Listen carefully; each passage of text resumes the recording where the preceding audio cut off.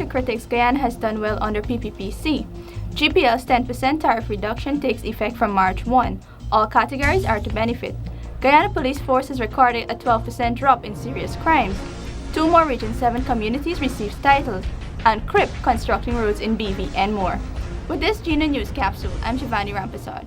Head of the Presidential Secretariat, Dr. Roger Luncheon, says that under the People Progressive Party Civic PPPC leadership, Guyana has made great strides, and there has been indisputable progress in every community. The People's Progressive Party ability to discharge its moral responsibility, its legitimate responsibility to Guyana, the people of Guyana, is what ensures that Guyana will continue to progress. Recapping the PPPC tenure, thus far Dr. Luncheon explained that the records will show the fundamental transformation that has taken place since 1992. He noted that the issues of the past do not exist today and that Guyanese are enjoying better living conditions. The Guyana Power and Light 10% reduction in tariff will take effect on March 1, and all categories of customers are to benefit. The 10% fuel rebate, which is being applied to residential, commercial, and industrial consumers and is being applied to energy charges and not fixed charges.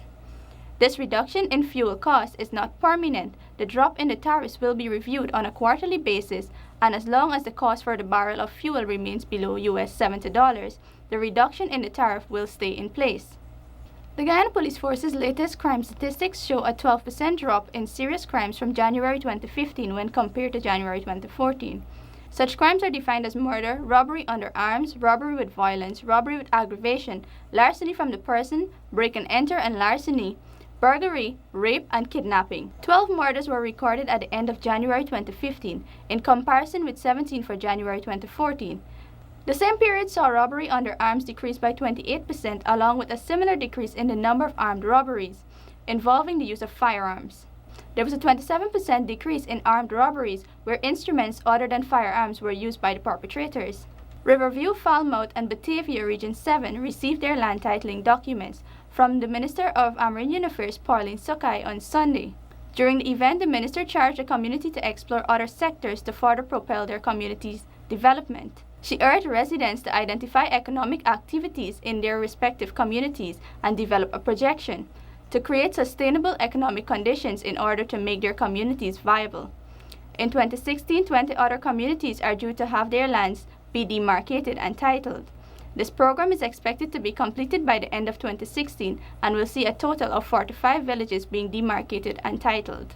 700 residents of Bedford-Wachting and Enmore in Region 4 would soon benefit from improved roads with asphaltic concrete surfaces. Prior to this upgrade, the roads were in a deplorable state. The Ministry of Housing and Water's Community Roads Development Program, CRIP, is currently reconstructing Dr. Miller Street in Bedford-Wachting and Lumberyard and Sheik Streets in Enmore. The aggregate cost to reconstruct the roads is $50.3 million. Education is a fundamental building block for human development. 22 years ago, only 32% of our children had access to education. Today, education is accessible to every Guyanese child. Some 1,000 new schools have been built or refurbished throughout the country, and university education has expanded with a new campus in Berbice. The achievement of excellence in education is no longer confined to only students in Georgetown. Now, students from other regions are successfully topping the country and the Caribbean. These achievements and investments in education have brought positive recognition for Guyana and Guyanese everywhere. Our country has achieved the Millennium Development Goal of universal primary education. It is therefore not mere coincidence that education receives the largest allocation of the national budget. This is a demonstration of government's commitment to the development of students by preparing them for the future and helping their dreams become reality. Education, flying the flag of excellence as Guyana blooms. Thank you for watching this GINA News Capsule. Do join us again. I'm Shivani Rampasad. Good night.